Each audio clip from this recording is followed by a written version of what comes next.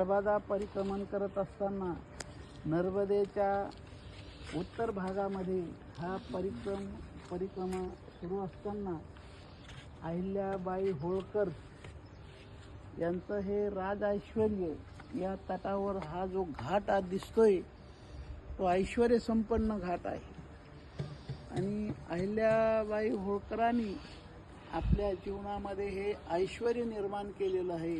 हा राजघाट इतका उत्कृष्ट, या ठिकाणी या भूमीचं महत्त्व या तटावर आल्यानंतर या भारत देशाचं महत्त्व आपल्याला नक्कीच अनुभवाला येत आहे। हा तर कधीच पाहिलेला नाही।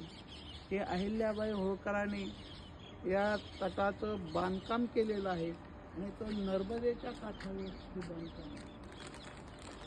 म्हणून या ठिकाणी आल्यानंतर इतका आनंद वाटला।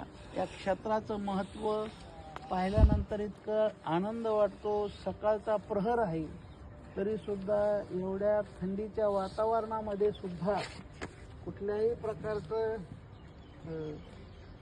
प्रतिकूल वातावरण वाटत नाही। आनंद वाटतो।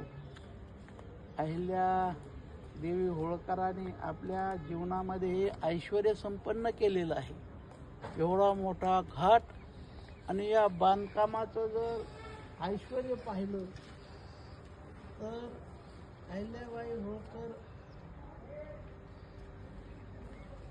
सोन्याच्या किती सव्वा क्विंटल सोन्याच्या झोपाळा आहे। सव्वा क्विंटल सोन्याचा झोपाळा आहे। एवढं ऐश्वर्य सव्वा क्विंटल म्हणायला सुद्धा अवघड होतं। तेवढ्या झोपाळ्यावर अजून सुद्धा या ठिकाणी हयात आहे।